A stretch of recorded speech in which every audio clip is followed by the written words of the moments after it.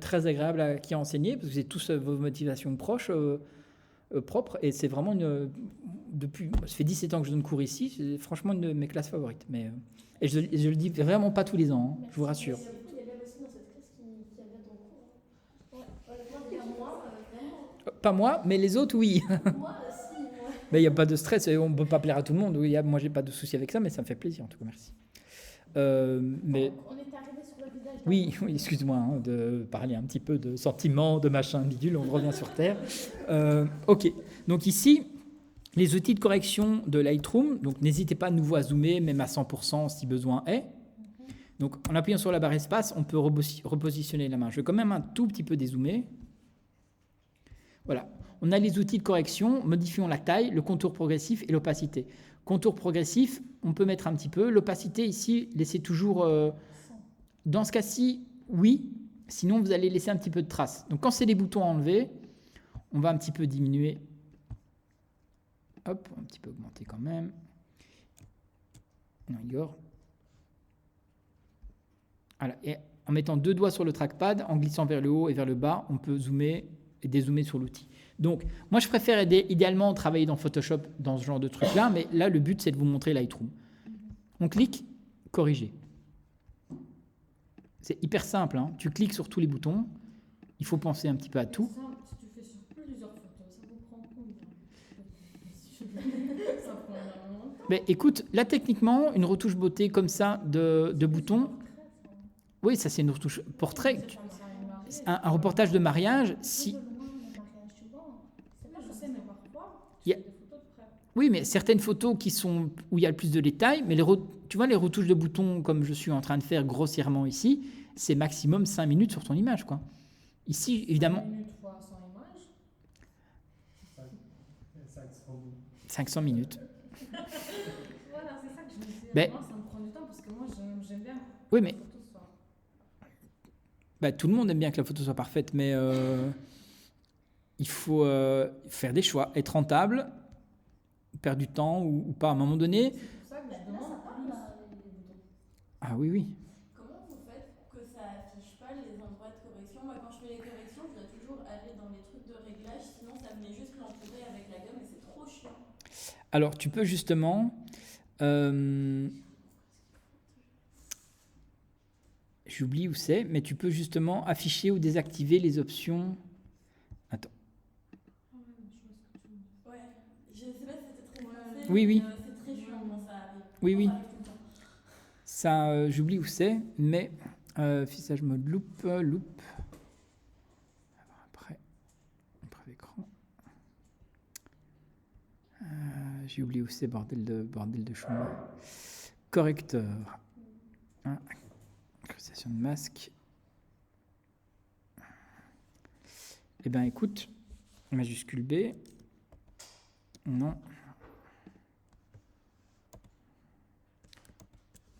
J'ai oublié où c'était. Et il y a un raccourci clavier que j'ai oublié. Un outil d'incrustation, voilà. C'est ici. C'est automatique. C'est ça que ça me met tout le temps. Tu vois? C'est vraiment chiant. Donc, du coup, c'est outil d'incrustation. Outil d'incrustation, toujours.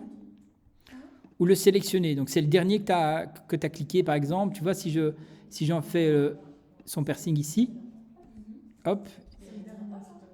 Et là, du coup, ce qui est bien, c'est que cet outil, si par exemple, il va te cibler un endroit qui n'est pas bon, tu peux aller cibler, chercher un autre endroit. Mais tu peux modifier ton outil et tu peux le repositionner. Mais effectivement, moi, en général, je préfère travailler sans. Et tu vois, ici, le piercing, tu peux faire une zone plus grande et ça passe, quoi. Parce que tu peux cliquer, mais tu peux aussi peindre. Par exemple, là, il y a des différentes parties qui sont plus claires, plus foncées. Comment on fait pour qu'elles toutes ça à la même couleur? Alors, ici, tu peux faire des corrections, mais ça, on va voir tout à l'heure avec l'outil pinceau. Tu peux faire des corrections localisées. Ici, c'est vraiment pour le dépétouillage des boutons qui est un petit peu la base, hein. Et de nouveau, ici... Et là, c'est pas ce que tu es en train de faire? Si, mais là, je fais le dépétouillage des boutons. Et regarde, si je le dépose et que je te montre l'image de nouveau avant-après, on a déjà corrigé quand même pas mal les petits problèmes de peau. Après, dans le meilleur des mondes, regarde, on va diminuer un petit peu l'opacité quand même. Et on va quand même essayer de... Normalement, les petites taches de beauté, les trucs comme ça, on n'enlève pas trop. Hein, mais... J'ai diminué un petit peu l'opacité, comme ça on voit encore un petit peu de texture d'origine, pour que ça soit parfois un petit peu plus nature aussi. Le secret d'une retouche beauté, c'est que ça reste encore un peu naturel, et parfois justement, en diminuant un petit peu l'opacité, tu gardes un petit peu la texture d'origine. Et aussi, à savoir, c'est que l'œil, votre vision, votre œil, petit à petit, il va plus vite et plus facilement voir des défauts que tu ne voyais pas avant, tu vois. On pense aux boutons, mais on ne pense pas aux petites peaux sèches. Tu vois, un nouveau-né, un bébé, il a plein de peaux sèches, tu vois, des petites peaux mortes, des trucs comme ça. J'ai la peau d'un bébé en plus ici. C'est vrai qu'il y a plein de boutons. Oui, regarde, ici, j'ai aussi un nouveau-né pour vous montrer.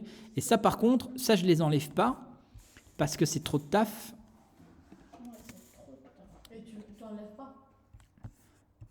pas? Tout ça, tous ces trucs-là, il y en a pas beaucoup, mais non. Moi, c'est des trucs que je peux pas envoyer. Si, tu peux. Et le client, il dit quoi? Il avait qu'à laver son bébé. Au niveau des mains, ça va. C'est vraiment s'il a de la clé de naissance. Oui. Moi, je trouve que ça fait naturel. Tu vois, ici, il y a un petit bouton que j'ai pas corrigé sur l'œil, là. Ça, j'aurais dû un petit peu corriger, mais... Et la cliente était contente? Oui. Mais les clients, ils ne vont pas leur sortir tous les détails de leur... Enfin, c'est leur bébé, tu vois, ils aiment... Leur bébé sera beau. Beau dans leur entièreté. Par contre, moi, j'ai pas le truc que t'as montré. C'est quoi le truc que jamais ici? Mais tu dois prendre l'outil. Tu dois sélectionner l'outil, le sparadrap, là. Oui, je l'ai fait. Et si jamais ça ne s'affiche pas, tu appuies sur la touche T. T pour Tools. Ouais. Rappuie dessus. Voilà. Tu mets jamais, par exemple. Donc, et en fait, cet outil, l'outil ici, il sert pour les boutons, mais il va aussi servir, et ça, on ne fait pas assez attention, mais parfois, tu as des petits sourcils qui ne sont pas dans le sens, ou tu as un cil qui pend, ou tu as un cheveu ici, donc ça marche aussi. Ça marche évidemment mieux dans Photoshop, mais tu vois, hop, là, on enlève un petit cheveu volant. Attends, t'as fait comment? Hop, avec le même outil, tu passes dessus, regarde ce petit cheveu-là. Ah, ça, c'est déjà fait, oui. Je l'ai vu, c'est parfait. Tu peux repasser une deuxième fois si tu veux. Toi, tu peux passer plusieurs fois. Tu vois, ici, hop. Et pareil, si par exemple, il y a un petit cil ou un petit cheveu qui passe dans l'œil, tu peux passer aussi. Évidemment, avec Photoshop, on a plus de précision, mais ça, c'est un peu la première étape. Après, tout l'outil tampon, c'est pareil, mais l'outil tampon, il a besoin il va copier une zone. Et maintenant, quand tu fais pour faire des dents blanches? Alors, si on veut faire des dents blanches, on va passer à l'outil suivant. Ça, c'est l'outil anti-yeux rouges. Les yeux rouges, c'est quand on va donner un petit coup de flash, ça va éclaircir le fond de l'œil, et au fond de l'œil, il y a du sang et on voit ça. Donc c'est normal, ça peut s'enlever, mais aujourd'hui, les nouveaux systèmes d'appareils photo marchent mieux, et il y a beaucoup moins ce problème. Donc par exemple, si on veut un petit peu éclaircir les dents jaunes, si par exemple je prends l'outil pinceau, on peut prendre effet personnalisé, blanchiment des dents, ça c'est le déjà préenregistré.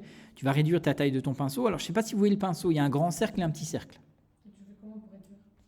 Avec les deux doigts sur le... réduire la taille des cercles, c'est ici. C'est, regardez, le contour progressif. Non, mais t'as fait comment, toi? Avec le trackpad. Avec le trackpad. Deux doigts de trackpad vers le haut, je grandis ma taille. Deux doigts vers le bas. OK. Et alors, regardez le contour progressif. Je vais augmenter ma taille de mon pinceau. Regardez sur l'écart le contour progressif.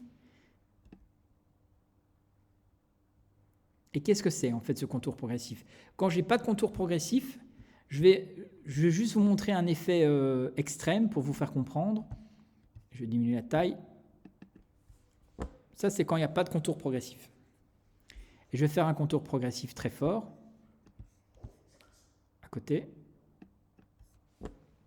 Le contour progressif, c'est cette transition entre l'effet du coup de pinceau et le pas d'effet. Là, la transition... Le contour progressif n'est pas marqué, donc c'est oui, non. Ici, c'est très graduel. OK? Donc, c'est boum. Ça, c'est justement le petit effet de cette... T'as fait comment pour annuler? commande Z, commande Z, pomme Z, commande Z ou CTRL Z. Ça, c'est universel hein, sur tous les systèmes d'application. Commande Z, tu fais toujours en retour arrière. Donc, on modifie la taille, le contour progressif, le débit, la densité. Ça, on verra ça une autre fois avec Photoshop pour que vous compreniez un petit peu la différence. On va pas trop compliquer la tâche aujourd'hui, mais là, je suis dans l'option blanchiment des dents. Je vais encore diminuer mon pinceau et je vais essayer de cibler comme ça.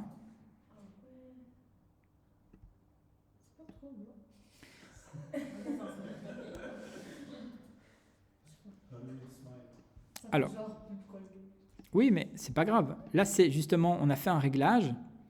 Et si jamais ça ne convient pas, bah, tu vois qu'on a modifié l'exposition et on a modifié la saturation. Bah, tu peux quand même un peu le... Tiens, tu peux le contrôler plus progressivement si tu veux. Faire les dents plus jaunes ou pas. Et pareil, saturation, il ne faut jamais trop désaturer, donc il faut un peu désaturer. Dans Photoshop, on a d'autres méthodes hein, pour corriger ça, qui sont plus précises, parce que là, du coup, dans Photoshop, on va juste éclaircir les tons jaunes, mais pas le reste, comme ça ne fait pas des dents grises et des dents de vous. Mais là, du coup, on va encore un tout petit peu éclaircir. Mais... Je pense quoi de l'IA qui le fait automatiquement et qui permet de choisir la teinte des dents? Ça me...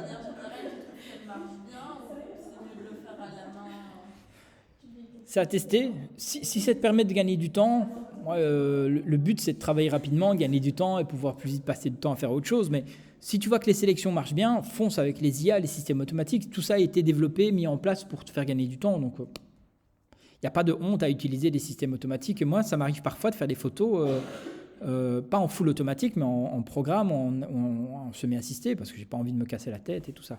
Bref.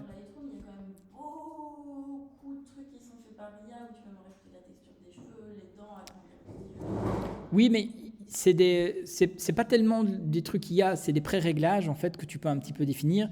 Mais en fait, depuis récemment, il y a la possibilité de faire des sélections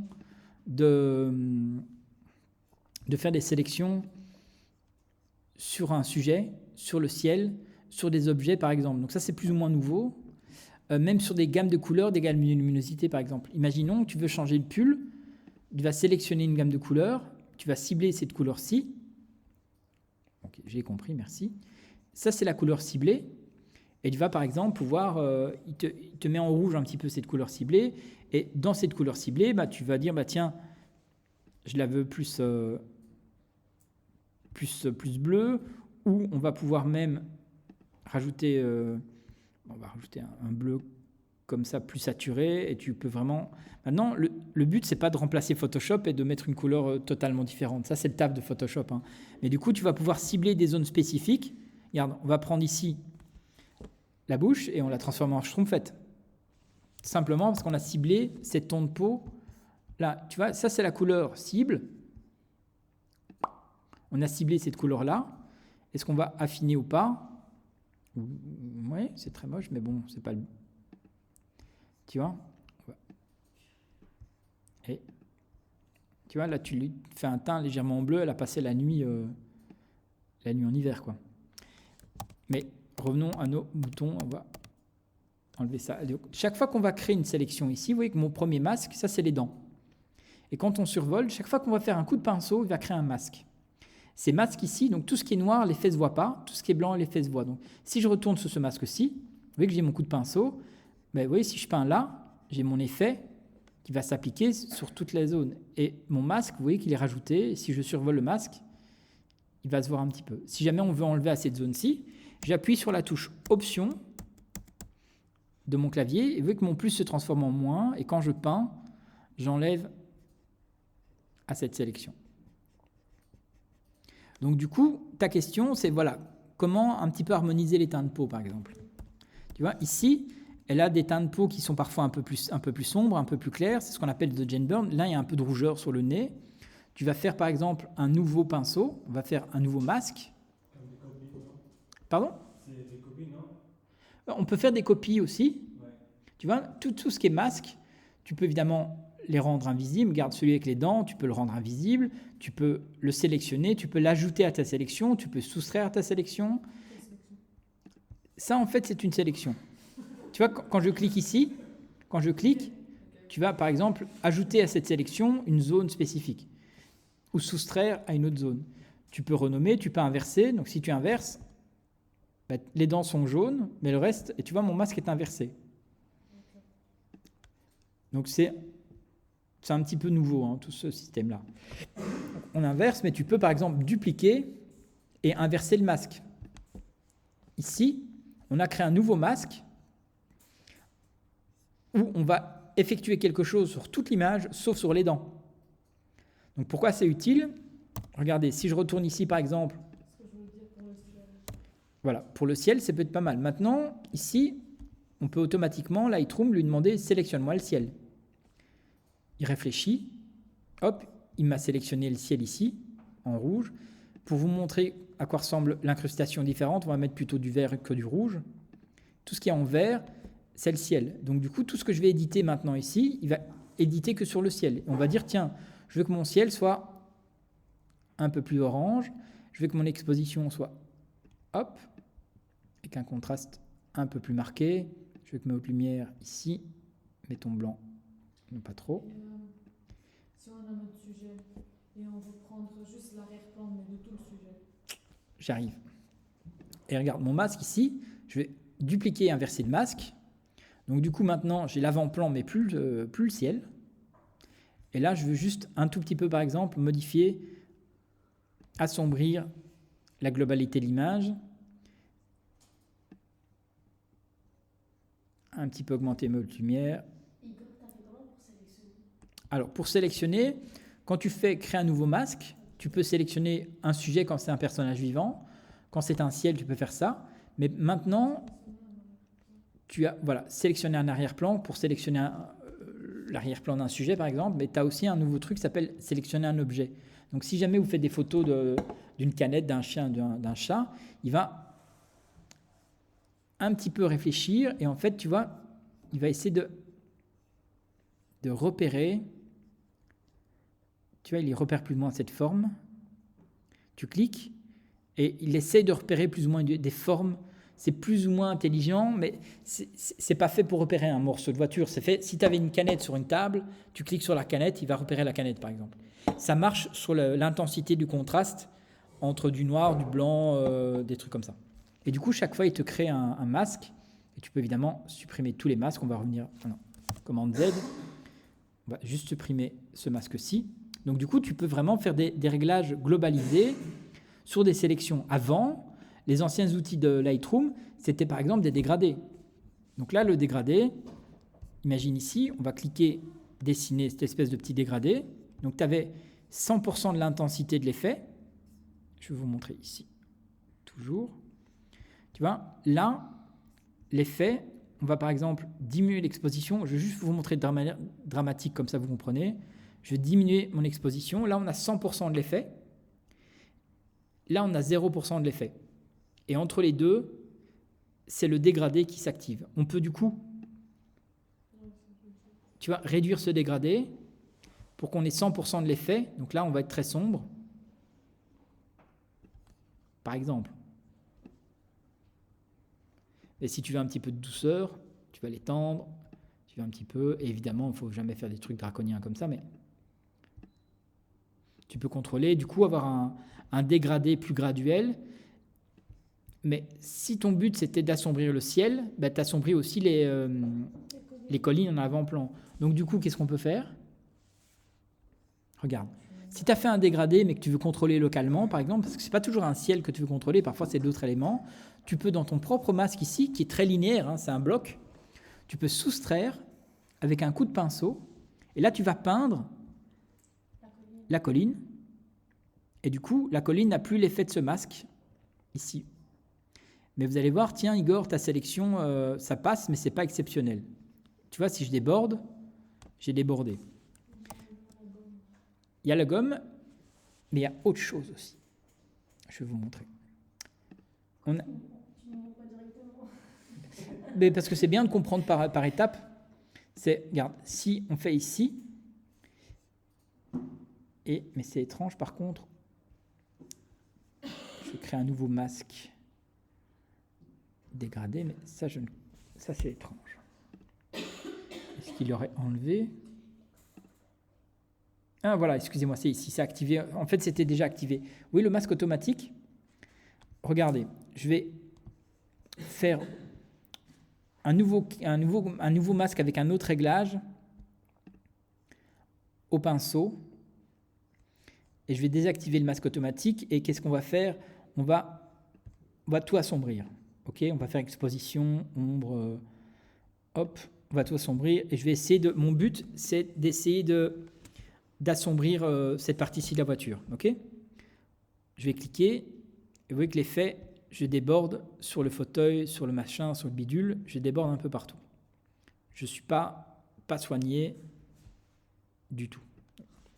Je vais maintenant activer.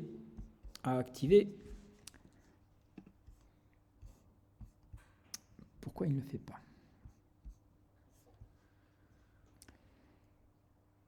Non, mais évidemment, je l'ai annulé, je suis con. Donc, pinceau, masque automatique. Si je l'annule, il disparaît. Regardez ce qui se passe maintenant allez, on va y arriver. Quand je vais zoomer et peindre. Donc, vous voyez ma période de transition, il y a le plus, il y a un premier cercle et un deuxième cercle. Si je ne déborde pas avec le premier cercle, Lightroom, il va repérer en vert, c'est là où il va peindre l'effet. Et il va repérer une zone de contraste sur laquelle il ne va pas déborder à ce niveau-ci. Regardez, quand je vais approcher ici de cette zone-ci, oui, je déborde, mais il ne va pas peindre dessus. Parfois, il déborde un petit peu, mais on peut revenir en arrière. Il va repérer qu'en fait, ça, c'est une autre texture. Il va faire en fait un masque automatique. Pour l'instant, on est d'accord, il n'a rien fait. Ben, pour le moment, c'est un pré-réglage. Ok. Et regarde ici maintenant. Noir. Si jamais ce n'est pas suffisant, ben, tu peux repasser dessus.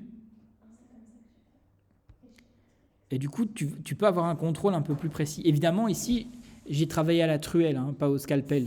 Normalement, quand tu fais une sélection avec un pinceau plus petit et tu as un meilleur contrôle. Et de nouveau, Lightroom, c'est comme un médecin généraliste. Ce n'est pas un chirurgien, ce n'est pas un spécialiste. C'est fait pour des travaux généralistes.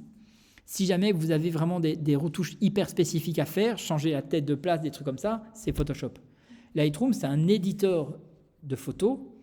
C'est pas un modificateur global d'image, quoi. Donc du coup, l'avantage et la grosse nouveauté qui est apparue il y a 2-3 ans maintenant, c'est que tous les effets que vous allez faire, ça va chaque fois créer un masque. Mon conseil, les masques, renommez-les. Voiture, hop. Comme ça, vous savez lesquels c'est. Vous dites, tiens, j'ai fait un décalage pour le masque ici du ciel. Je fais un clic droit. Je vais faire dupliquer le ciel pour faire un deuxième effet sur le ciel, sur lequel, déjà, s'il vous plaît. Non, je ne comprends pas ça. Pourquoi on va dupliquer ici? Si par exemple, tu as fait un effet mais qui n'est pas assez fort, regarde, le premier ciel, par exemple, je l'ai fait sombre, mais je voudrais le faire très jaune. Mais ce n'est pas assez jaune pour moi. Ben, tu peux dupliquer l'effet et remettre une deuxième couche de jaune Ah, pour qu'ils soient au-dessus? au-dessus. Ok. Ça, tu peux jouer. Donc, ça peut paraître un peu complexe à comprendre, mais chaque calque, ici, c'est un masque de réglage. Ce qui est en blanc, c'est l'effet qu'on va faire. Ce qui est en noir, c'est l'effet qui n'est pas là. Et du coup, on peut par exemple ajouter à ta sauté, on peut ajouter à la sélection, au masque, et on peut soustraire de différentes manières. Si je reprends ici cette image-ci, je vais aller dans le développement, je vais avant toute chose un petit peu éditer globalement cette image pour faire ressortir un petit peu quelque chose. Hop. C'est ta photo. C'est une vieille photo.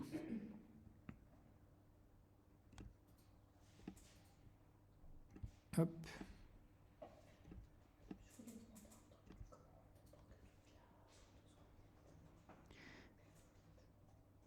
F8 T'es sûr? C'est pas F11-8? Laisse-moi Comment ça? J'ai envie de mettre plus de netteté dans toute l'image. Ah, plus de netteté dans toute l'image, c'est... Alors déjà, tu peux un petit peu augmenter la texture ici. Regarde, on va un peu zoomer ici. Tu peux un petit peu augmenter la texture ici. Tu peux un petit peu augmenter la clarté. Mais tout ce qui est netteté, ça se gère ici. Donc moi je pense qu'elle parlait, tu parlais du arrière-plan et du truc, ou tu parles juste de la partie nette de l'image? La partie nette de l'image. C'est pour augmenter la netteté de... Ouais. Ici, tu vois, là, tu vas augmenter ta netteté. Tu vois, ici, quand... Non, au-dessus, gain. Bien. Là, c'est la netteté, mais regarde ici, quand tu es à 100%, je sais plus. Ben oui, mais c'est normal. Ici, on augmente un peu la texture. Donc du coup, il ne faut pas aller jusque-là, il faut un petit peu diminuer. Tu vas augmenter un petit peu ton rayon, ton détail, toujours avec la touche. Tu vas diminuer un petit peu le détail. Et surtout ça. Voilà, je ne veux pas qu'il fasse de la netteté trop sur la texture de peau.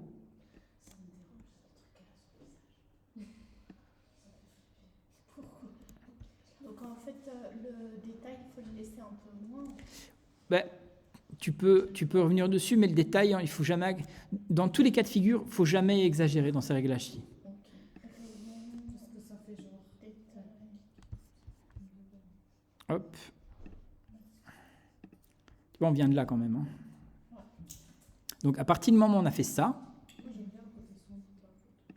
ben, moi aussi, hein, c'est un choix éditorial de nouveau, mais de nouveau après, regardez, je retourne dans ma galerie, je vais faire, par exemple, j'oublie toujours où c'est,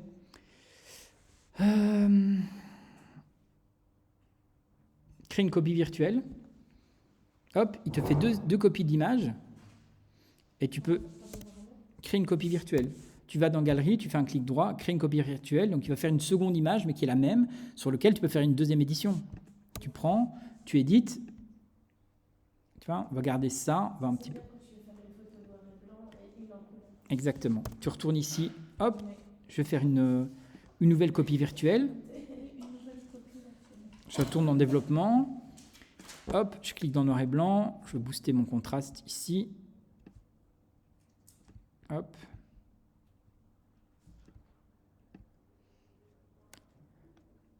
Par exemple comme ça. Et du coup, tu peux présenter à tes clients trois approches différentes, quoi. Mais si je reviens sur cette image-ci, que je reprends mon propos, je clique sur sélectionner l'arrière-plan, il va essayer d'analyser lui-même. Il a quasiment détouré tout seul l'arrière-plan. Et là, tu peux par exemple dire, tiens, mon arrière-plan, si j'y arrive, ça fait popper le... mettre en avant le sujet. Voilà. Mais tu peux aussi, tu vois, ton arrière-plan, comme tu as des outils de sélection localisés, tu as ici les options qui permettent de modifier la netteté localement, le bruit, le moiré et la frange. La frange, c'est pas les cheveux comme ça. Hein. Par contre, t'as fait comment? T'as fait comment pour sélectionner derrière? Tu fais sélectionner un nouveau masque, sélectionner l'arrière-plan. Mais regarde, là, je vais sélectionner le sujet. Il m'a sélectionné la meuf. Et là, du coup, je vais augmenter, par exemple, la netteté spécifiquement sur ici. On va un petit peu augmenter aussi le contraste. On va un petit peu bouger les ombres.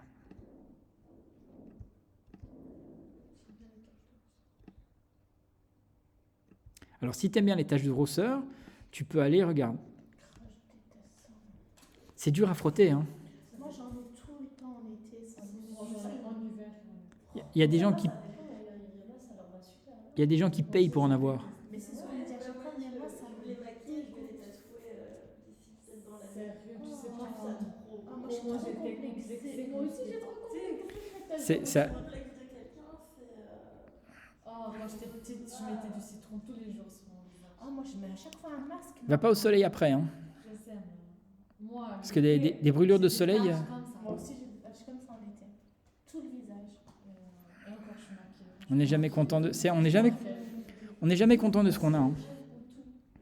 Regardez, ici, je vais faire un truc localisé. Et regardez, je vais augmenter un peu la saturation. Je vais diminue un peu la texture, diminue un petit peu l'exposition. Je vais réchauffer ça. Oh, ça fait pas naturel. Non, c'est Ah pas non, mais bon. après, il va décontrer. Comme ça, je sais où je fais. Par contre, là, on dirait la voix d'oiseau. Oui, mais il va enlever. Vous allez voir. Tu vois, tu peux les cibler un petit peu où tu veux. C'est un peu trop long. Maintenant, c'est ta collègue qui va l'en faire. Oh my god. Ok. Et si ça vous va, ou si ça ne vous va pas, on peut aussi, vous voyez, modifier. Bah tiens, tu veux quand même que ça soit un petit peu plus doux ou pas. Tu peux contrôler, faire tes corrections. Ça se voit quand même. Alors, autre option, si j'y arrive, regardez ici. Vous voyez, quand je survole ici mon petit bouton ici, j'appuie sur la touche, attention, gros secret, j'appuie sur la touche option. Vous voyez ce petit curseur? Ouais. Je vais glisser vers la gauche. Ça diminue l'intensité de tout l'effet. Oula, comment? Je vais glisser vers la droite, ça va augmenter l'intensité de tout l'effet. Ça, c'est un gros secret. Et t'as fait comment? T'as mis sur combo? J'appuie sur la touche option de mon clavier, je clique sur mon sélectionneur d'outils. Attends, on recommence. Option. Je reste appuyé, vous voyez que mon curseur change, je clique, je vais à gauche, je diminue l'effet, je vais à droite, j'augmente l'effet. Mais c'était sur quoi là tout en haut, c'est écrit quoi? Sur le curseur que tu vises là. C'est la quantité de l'effet, parce que tu peux le faire ici aussi, tu vois. L'effet à 200%, l'effet à 0%. Mais c'est juste que du coup, tu as un contrôle visuel. Parce que, regarde, si je fais un autre pinceau, par exemple, je vais faire un nouveau pinceau, ici, et j'ai envie de déconner, j'ai envie de lui faire des taches bleues. C'est créatif, hein, non, ok? Et comme ça. Non, Igor. J'ai dit un nouveau pinceau. Nouveau. Ok. On va lui faire des taches bleues. Parce que pourquoi pas? On est en 2022 aujourd'hui. Si on veut des taches bleues, on se fait des taches bleues. Et un tout petit peu grandir. Tac. On est bientôt en 2023, donc faut trouver autre chose. Bah, des taches bleues et vertes.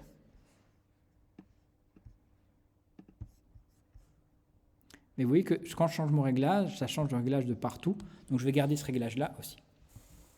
Donc j'ai mon réglage ici, mais du coup, de nouveau, si je veux dire, ah tiens, en fait celui-là, je le voulais plus intense, je peux revenir à l'autre, je clique, je l'augmente. Celui-ci, trop intense, je clique. S'il veut bien, voilà. Bah, mais tu peux les enlever aussi. Tu vois, tu peux les enlever comme ça, tu peux contrôler ton réglage comme ça. Donc les trucs localisés, c'est quand même assez intéressant. Regardez, je vais zoomer ici sur la bouche, je vais créer un nouveau calque de pinceau. Il faudrait lui blanchir les dents, celle-là. Éventuellement, oui. Mais tu vois que là, c'est un autre problème. Hein. Ça, à mon avis, c'est un problème non reporté. Mais on va augmenter la saturation, je vais augmenter mon pinceau et je vais faire, juste pour pouvoir contrôler ma zone, mon masque est activé, je vais juste diminuer un petit peu le débit, ça et ça.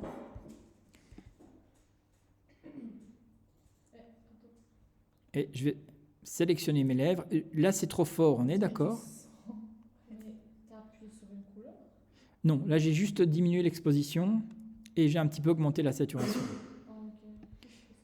Je vais sélectionner la lèvre inférieure, par exemple. Ça va représenter ma sélection. Encore un petit peu accentué ici. À partir du moment où ma sélection est là, ben, je peux, du coup, lui demander d'être un petit peu plus rosé, d'être un petit peu plus sombre, d'un petit peu booster le contraste. Tu vois les tons blancs, tu fais pétiller les tons blancs.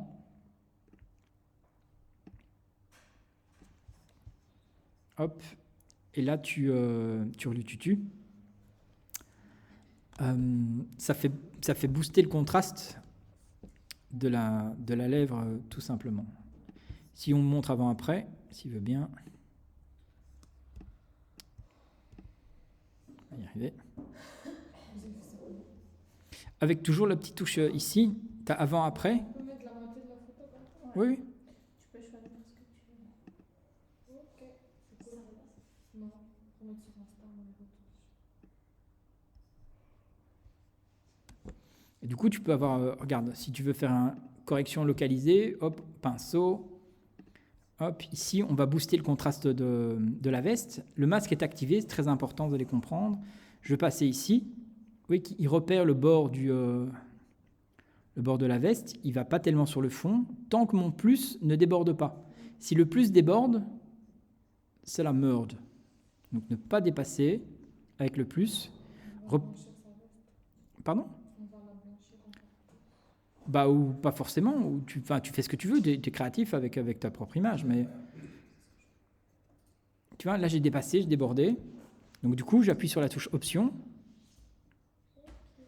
et je reviens en arrière. Là j'ai fait ma sélection, on va dire, elle n'est pas fabuleuse, donc je vais reprendre un tout petit peu ici. Pareil ici, je vais reprendre. Et maintenant, oui c'est moi. Entre parenthèses, le modèle qu'on peut ramener la fois prochaine, est-ce que ça doit être d'office un adulte ou alors on peut ramener les enfants? Bah, s'ils vomissent pas partout, ils peuvent venir avec les enfants, il n'y a pas de problème. Alors, quoi, Maintenant, ça marche pour un adulte aussi. Hein. Si tu ramènes un adulte et qu'il vomit partout, ça va pas être possible non plus. Mais ça peut être une personne âgée, un enfant, un adulte, n'importe, tant que ça a des trucs. tant que ça vomit pas partout, il n'y a pas de problème. Bah, le truc, c'est que je suis pas contre même à venir avec un animal de compagnie, mais du coup, s'il y a des enfants et un chien, ça va être vraiment le bordel. J'aime les deux. Hein. N'importe quel chien, j'ai très peur. Oui, voilà. Voilà. Moi, j'ai peur des enfants, mais il n'y a pas de problème. Non. Mais non, j'ai pas peur des enfants. Je déteste ça, les enfants. Genre juste Hum entendre un enfant qui parle, je suis en mode- Non, j'adore les gamins, il n'y a pas de stress. Elle t'en veut pas du coup. Et on peut ramener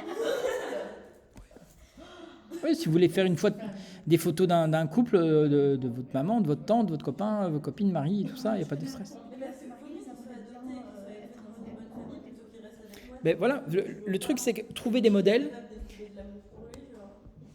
essayez de trouver une image que vous avez envie de reproduire. Envoyez-moi d'abord l'image, et comme ça, je peux vous dire si c'est réalisable ou pas.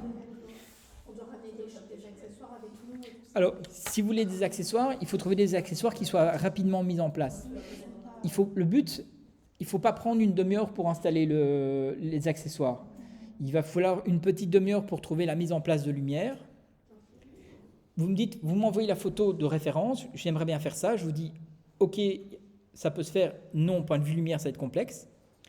Le jour où on fait le shoot, tout le monde ne pourra pas passer en même temps dès le début par rapport au nombre de lumières qu'on a. Donc on pourra faire, je crois, 3 ou 4 petits studios en essayant de s'organiser un petit peu. Moi, je vous passe les lumières par rapport à votre image de référence. Vous essayez de vous-même de trouver la mise en place. À partir du moment où vous commencez, vous cherchez, là je viens, si ça ne va pas du tout, je vous aide, évidemment, il n'y a aucun stress. Je viens, si votre mise en place est là, si ça ne correspond pas tout à fait, on ajuste, on s'adapte un petit peu. Mais de nouveau, comme vous êtes beaucoup, je vais devoir courir un petit peu entre les deux. Je viendrai peut-être en roller. Et tu voudrais pas tout simplement qu'on prend un modèle par groupe? Ce serait plus raisonnable, non? Peut-être, mais le truc, c'est que d'ici février, je ne sais pas combien vous serez encore. Ah, bon, d'accord. D'espoir. Tu vois, donc, T'inquiète, moi je te dis, je suis là jusqu'à l'année prochaine. et, ouais, bah, tant mieux, mais aucun stress. Le truc, là, c'est que voilà, voilà, imagine, tu fais un groupe, tu prends ton modèle, on commence à faire le travail autour de toi, autour du groupe et de ton modèle, et tu dis finalement, tant pis. Donc, de toute manière, je vais envoyer un mail avec ce qu'on appelle un briefing, le briefing de la mission, du résultat à obtenir, et de toute manière, le but, c'est pas de vous stresser, hein, c'est de pratiquer un petit peu un shoot avec une photo que vous avez envie de faire et que votre modèle a envie d'avoir, quoi. Et on va apprendre avec toi le Macramé, moodboard, ou je sais pas comment ça s'appelle, le truc. très peur de ce que tu vas dire là. Moodboard. Le moodboard, voilà. Oui. Je sais même pas le dire. Alors, un moodboard, Ça, techniquement, ça fait pas partie du propos de mon cours, mais on peut le voir si vous voulez. Un moodboard, c'est une page ou une série ou 2-3 pages avec des images que tu vas montrer à ton client pour dire j'ai compris ce que tu veux. Est-ce qu'on on est sur la même longueur. Donc, Voilà. Pour vite vous montrer par exemple des exemples viteuf, ça va comme ça, je suis en train, avec les graphistes, on montrer un modèle à tes clients et lui dire moi je suis comme ça. C'est quoi ça?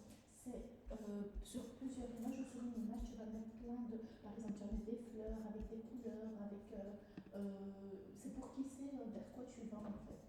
Ok, oui, je vois Pinterest. Par exemple, par exemple, un shooting de mode, tu vas lui mettre les couleurs de ta déco, avec des fleurs, avec. Est-ce que je l'ai mis? Genre, tu peux faire quoi tu vois comme ça, ils sont dans la même longueur d'onde que toi, genre, on voit ce que tu veux faire. C'est pour qu'ils voient ton style. Non, c'est pas ton style. Genre, Ben, voilà, tu vas mettre des images. En fait, tu mets un mood board, tu vas mettre des images qui t'inspirent. Tu vas mettre par exemple des typographies qui t'inspirent, des couleurs qui t'inspirent. Tu ne mets jamais dans un mood board quelque chose de la concurrence. Si par exemple très concret, si tu dois faire je parle pour les graphistes, mais si tu dois faire un mood board pour McDonald's, tu vas jamais mettre des photos de Quick dedans. Parce qu'ils n'aiment pas la concurrence, ils ne veulent pas savoir que la concurrence existe. Tu vas mettre des photos d'un burger artisanal, d'un truc comme ça, tu vas mettre des photos de couleurs, tu vas mettre des photos qui t'inspirent. Donc, un mood board, dans le cas de photographie, imagine tu dois faire un portrait d'un couple, tu peux mettre, ne mets pas des photos entières de couple. Tu mets des photos de deux mains qui se tiennent pour donner une atmosphère, une attente, une lumière, des couleurs. Et tu vas mettre, par exemple, deux mains qui se tiennent ou un soleil pour dire tiens, on va un truc en contre-jour, pour donner une inspiration de ce que tu veux faire, pour faire comprendre à ton client, c'est vers ça que tu veux aller. Et normalement, attendez, je vais taper moodboard. Mets tes lunettes, Igor, mets tes lunettes. Tu en as ou pas? Ben, avec les graphistes, on fait voilà, moodboard ici. Et aussi le prof des graphistes. Oui, madame. Et des web designers aussi. Je voulais m'inscrire au sport. Ben, c'est dur de suivre les deux. Hein. Tu vois, ça, c'est un moodboard. Donc, en ce moment, je donne coup de main à une amie qui a un atelier où elle fait des rencontres autour des cancers du sein, parce que Pink October, des trucs comme ça. Donc, on va faire une identité visuelle pour une gamme de bonnets et de foulards pour femmes qui sont en traitement, qui n'ont plus de cheveux. Donc, j'ai demandé à mes auditeurs de chacun faire des moodboards. Donc, ça, c'est un moodboard qui est très, très bien fait d'ailleurs, parce qu'il est très, très positif, il explique bien un peu le sujet. Ça, c'est un très bon petit moodboard aussi. La marque s'appelle Pure Essential. Donc, il y a un petit peu des codes couleurs, même si ça fait un peu pizza, mais ça, il n'a pas compris du tout. Mais c'est pas un mauvais moodboard, mais pas dans ce cadre-là, quoi. Celui-là est très, très bien fait aussi, parce que tu vois, du coup, il y a des symboliques. Il y a un côté assez un peu inclusif. Il y a aussi, ça c'est une très bonne idée, de mettre des mots qui t'inspirent par rapport au... Oui, tu peux. Hein. Tout ce qui t'inspire, tout ce qui va t'aider à faire passer ta communication à ton client pour dire c'est vers ça que je vais aller, tu peux mettre. Mais évite juste de mettre des trucs trop symboliques de ce que quelqu'un d'autre fait. Parce que si tu mets trop des trucs symboliques de ce que quelqu'un d'autre fait, ma phrase n'est pas très française, mais c'est pas grave, ton client risque de s'attendre à exactement la même chose. Et si tu n'es pas capable, et on n'est pas tous capables de faire exactement les mêmes photos des autres, c'est pas dramatique, tu vas avoir un problème. Donc tu mets des inspirations, mais tu dis pas tiens je vais faire ça. Sauf si c'est quelque chose, une photo que tu as déjà fait. Si tu as déjà fait des photos de mariage, tu peux utiliser tes photos à toi par exemple. Ah donc tu peux mettre tes photos à toi dans le moodboard. Si tu veux, oui. C'est encore mieux, mais du coup ça risque d'être peut-être un peu impersonnel pour ton client. Tu vois, c'est un moodboard qui est à côté de la plaque. Parce que le mec il n'a pas du tout compris la marque. Bah, la palette de couleurs, coucher de soleil, pour une marque de femmes qui ont atteint un cancer, coucher de soleil, c'est fin de vie. Donc ça, on ne met pas. La palette de couleurs, il y a beaucoup trop de couleurs. C'est maximum 4 ou 5 couleurs. Là, il y en a 7, donc il y en a trop. Attends, pourquoi le coucher de soleil, c'est pas bon? Un coucher de soleil, il y a un côté romantique, mais un coucher de soleil, c'est le crépuscule. Le crépuscule de vie, femme cancer, crépuscule. Non. Le café, c'est la symbolique du working girl, un petit peu machin bidule, mais ça marche pas, quoi. Tu vois, ça marche pas. Ça marche pas. C'est du slow. Allez. C'est trop différent. Voilà. Les images sont pas vilaines, mais ensemble. Et surtout, le petit cadre noir autour de l'image, ça fait très faire part de décès, quoi. Tu vois, donc ça va pas. Ça, c'est symbolique, mais c'est pas mal. Il a beaucoup travaillé sur l'idée du bonnet, même si le bonnet est pas hyper féminin, je trouve. Mais à ce petit trépète de ruban rose, donc l'idée est pas mal. Et le mec, évidemment, il a voulu faire plaisir au prof. Il a mis l'origine du mot pour montrer la typographie qu'il veut utiliser. Il a fait Igor en russe, enfin bref, on s'en fout. Mais bref, donc ça, c'est toute une série de moodboards. Bon, on revient un peu à Lightroom, hein. Excusez-moi, c'est un peu le propos. Il nous reste encore une petite demi-heure. Avançons. Donc, vous voyez ici, tous ces réglages localisés, ben, le but, c'est de pouvoir faire des réglages très simples, très localisés et reproductibles aussi. Si je reprends, ben, je vais prendre ici cette zone-ci, ce développement. Tu vois, ce petit paysage-ci qui part un petit peu de terme, par exemple. Tu peux de nouveau, si on ne travaille que avec des réglages localisés, on va par exemple sélectionner le ciel. Hop, il nous a repéré le ciel. Qu'est-ce qu'on va faire avec le ciel? On va diminuer son exposition. On va le réchauffer un peu beaucoup. Non, on va le refroidir du coup. Pour le faire un petit peu bleu, ok. Modifier le contraste. Haute lumière.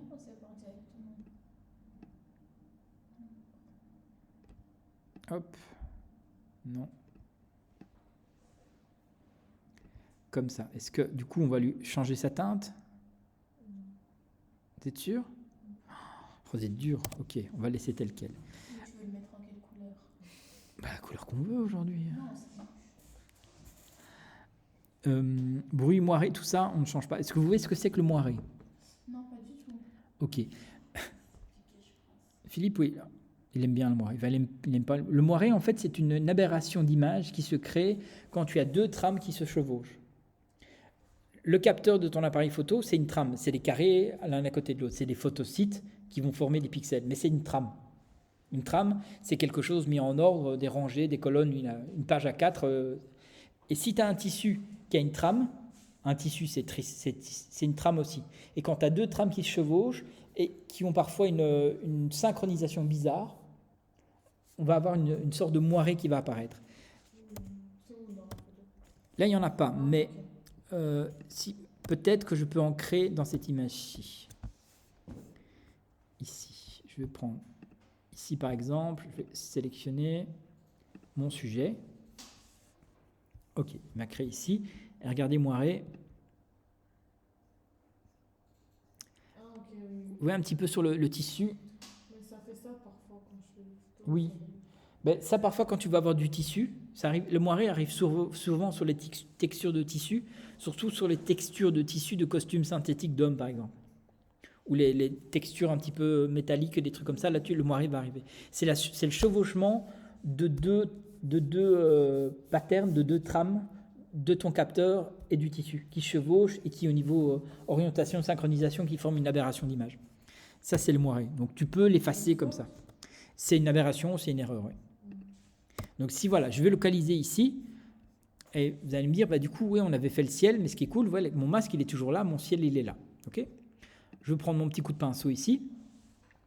Et qu'est-ce qu'on peut faire? On va faire sélectionner le ciel ou l'avant-plan. On va, du coup, je vais faire un petit dégradé linéaire ici.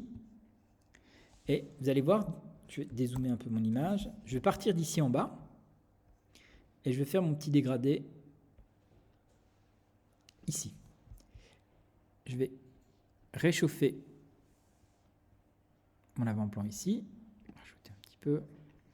On va lui mettre une petite teinte un peu plus chaude. Hop, bouger un peu son contraste. Augmenter un peu la saturation. Un petit peu, mais pas trop. Haute lumière. Non, booster.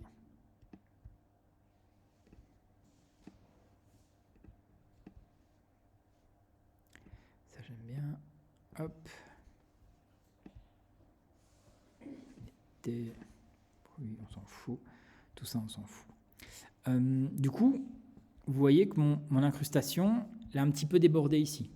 Mais c'est pas grave, que je vais recliquer sur mon masque, je vais soustraire au pinceau. Je vois que mon pinceau il se transforme en moins. Et tout ce que je vais peindre au bord, je vais activer mon masque, je vais peindre au bord de ma forme. Et ici, je vais augmenter mon débit, ma densité pour qu'il soit plus efficace. Vous voyez que tout ce qui va déborder de mon dégradé, ben, il n'y aura pas d'effet sur le reste.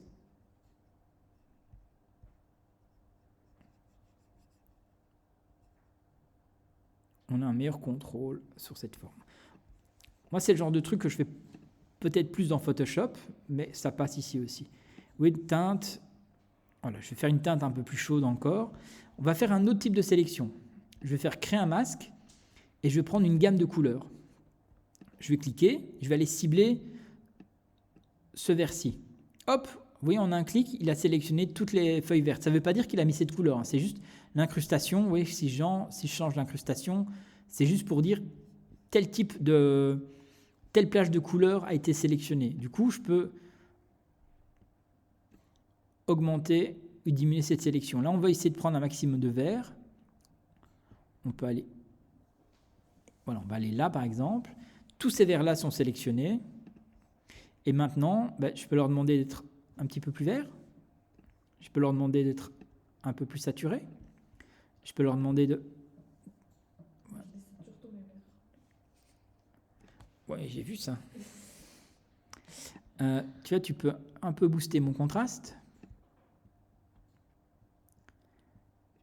Il n'y a pas de réglage unique. Hein. Vous y allez un petit peu au pif, vous revenez en arrière. Il n'y a pas de honte. Hein. C'est... Hop. Texture comme ça ou comme ça? Ouais, hein. J'ai un petit peu diminué, mais texture sur les arbres, ça va donner de la profondeur. Clarté comme ça ou comme ça? Jamais abuser de la clarté. Hein. Donc clarté.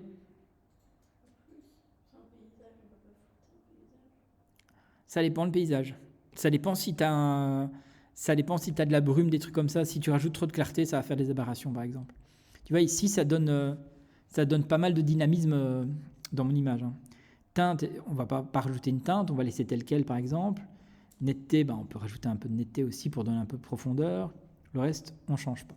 Je vais faire, hop, un nouveau masque, et je vais me baser cette fois sur la gamme de luminance. Qu'est-ce que c'est que cette gamme de luminance? Ici, je vous avais dit tout à l'heure que l'image va être composée de 256 variétés de rouge, de blanc, de rouge, de vert, de bleu, pardon. Mais en luminosité, on a 256 variétés de luminosité. Ici, ils mettent sur 100 pour être plus simple. Mais en gros, si je fais un réglage ici, regardez sur cette image-ci, là, il modifie évidemment rien. Mais si je diminue, voilà, là j'ai placé mon réglage, vous voyez qu'il modifie toute l'image. On est d'accord. Je vais par exemple assombrir mon image, fort, pour que vous compreniez un petit peu ce qui se passe, et je vais diminuer ma plage. Et là, vous voyez qu'il commence à agir que sur certaines zones de l'image. Et là, il n'agit que sur les zones les plus sombres. Ça, cette plage de couleurs, justement, c'est ça qui va vous permettre, évidemment, il ne faut jamais aller dans ces extrêmes-là, mais du coup, ça va vous permettre de dire, tiens, vous voyez mon masque, telle zone de l'image, je vais repasser avec du rouge, par exemple, Igor, telle plage de couleurs de l'image vont avoir ce réglage, cette influence. Je vais l'effacer, comme ça, on va travailler de manière plus intelligente, on va le supprimer. Je vais refaire de nouveau sur la gamme de luminance, mais peut-être je vais vous montrer ça sur une autre image pour que vous compreniez mieux. Je vais retourner dans ma grille, ici, et on va prendre, on va reprendre la meuf ici, c'est le plus simple. Développement, hop, nouveau masque, gamme de luminance, et oui, du coup il y a une espèce de pipette. Et cette pipette va permettre de pouvoir cliquer, cibler une zone. Je vais cliquer sur la veste ici. Oui, automatiquement, vous voyez en blanc, masquer cette zone. Et tout ce qu'on va faire, ça va être visible que sur cette plage de luminance, même si on voit que ça marche aussi sur le visage. Ça, après, on peut de nouveau soustraire au pinceau et dire non, je ne veux pas que tu sois efficace là, je veux que tu sois efficace que sur la zone. Donc c'est toujours un jeu de sélection, désélection à ce niveau-ci. Mon but, et là, à nouveau, mon réglage est trop draconien, donc ça ne va pas, et j'applique un réglage à la truelle, mais il faut avancer un peu. On va par exemple augmenter le contraste. Vous voyez, je diminue le contraste de la... Tu vois, je vais l'éclaircir. Et blanc, je vais l'éclaircir. Pas trop, mais du coup, je vais C'est cette tache de rousseur. Oui, mais tu vois, les taches de rousseur, tu peux les masquer quand tu veux, tu vois. Ici, si tu les nommes, renommer, tache rousseur, hop. Tu vois, à partir du moment où tu sais, ça, c'est les taches de rousseur bleu, par exemple, tu peux les masquer, les afficher en fonction du client. Toi, je vais les montrer, par exemple, toi, je vais les cacher. Comme ça, tu fais plaisir à tout le monde. Là, tantôt, je t'ai posé la question sur la netteté, mais je viens de voir qu'il y a un truc netteté ici, c'est pas ça? Alors, là, tu vas bouger la netteté de manière localisée. D'accord. Exemple, Je vais choisir le sujet, quoi. je vais faire un nouveau masque localisé pinceau, ok? Et regarde, je vais peindre ici. Ben voilà, je vais peindre ici et ici, ok? Bon, je travaille un petit peu de nouveau la truelle, mais c'est pas grave. Je vais un petit peu booster mon contraste. Si tu boostes trop, ça va pas. Je vais un peu booster ici, ici, et je vais le mettre à fond, par exemple, 100%, et rajouter un peu de texture. Voilà. Et je vais nouveau, on va montrer avant-après. Si tu veux que ça soit encore un peu plus efficace, tu retournes sur ton masque ici. Bah, je vous partagerai le fichier avec les retouches. Tu vois, quand j'exporte en DNG, je vais exporter le fichier en DNG. Les touches DNG, c'est l'équivalent du RAW, mais plus universel. Vous allez pouvoir, dans votre Lightroom, revoir exactement les mêmes retouches. Regardez le masque ici. Mais c'est vrai que c'est bien, on dit. Un petit peu. Tu vois, je peux diminuer un petit peu l'effet, mais regardez mon masque. Je vais dupliquer et inverser le masque.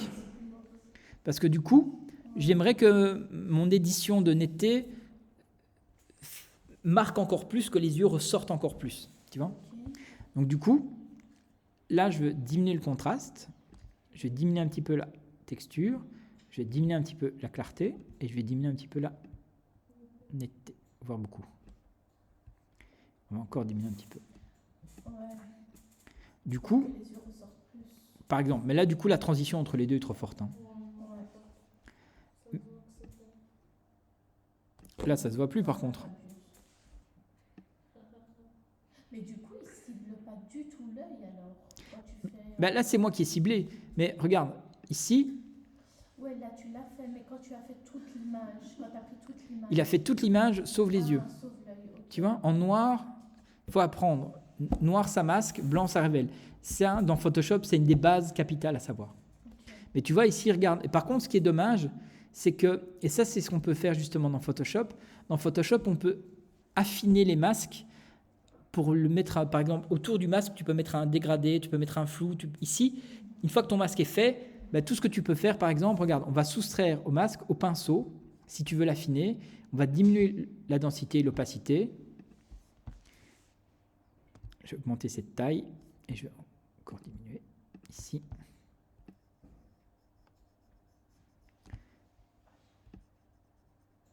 Pour que ça soit plus intégré, par exemple, et que la transition soit moins trash.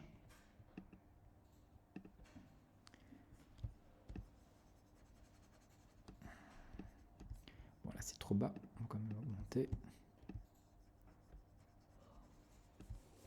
Et pour vous montrer la différence, regardez, entre... Et enlever le masque aussi, Igor. La différence, justement, entre débit et densité. Regardez, ici, je vais diminuer la taille.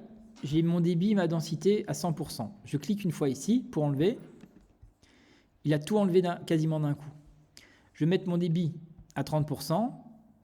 Je clique une fois. Il ne se passe pas grand-chose. En fait, je dois cliquer et continuer à appliquer pour qu'il s'enlève petit à petit. Parce que mon débit, le débit, c'est comme un robinet qu'on ouvre. Ok ? Je dois rester appuyé plus longtemps. Donc, j'ai un contrôle qui est plus progressif, qui est lié au temps sur lequel je passe sur une zone. Ok ? En quelque sorte, oui. Mais la densité, nouveau, regardez ma densité, je passe une fois, je clique une fois. Voilà, c'est trop. Je clique une fois, il m'a fait sur cette zone-ci, il m'a tout enlevé d'un coup. Mais si je fais densité à 26%, je clique une fois, ben, il n'a pas beaucoup enlevé, donc je vais devoir cliquer plusieurs fois, s'il veut bien. Là, il ne veut pas. Il ne veut même pas du tout, du tout. C'est normal, t'as fait 10 000 retouches sur sa tête. Oui, mais c'est parce que Bah, et encore, je n'ai pas passé 8 heures sur un table. Je me dis, si un photographe il va retoucher autant de trucs sur ma tête, Mais c'est parfois je fais ça. Mais moi, parfois, je le fais, mais pour le plaisir, pas pour le taf. Pour le taf, je mets moins de temps. Je fais jamais ça pour une cliente. Non, non, c'est pas. Mais ça dépend de la cliente ou le client, s'il paye, s'il veut un truc... Si tu donnes 1 000 euros, tu le fais. Mais c'est pas ça, mais parfois, il y a des portraits qui sont un peu plus importants, où tu fais des retouches, où tu passes plus de temps parce que tu veux que ça soit impeccable, c'est un nouveau client, donc tu t'appliques un peu plus, évidemment. Et ça dépend à quoi va être utilisé le portrait aussi. Il y a eu beaucoup d'infos aujourd'hui. Hein. Bah, je sais. Je me rappelais de tout ça. Il y a la vidéo. D'ailleurs, je vais l'arrêter.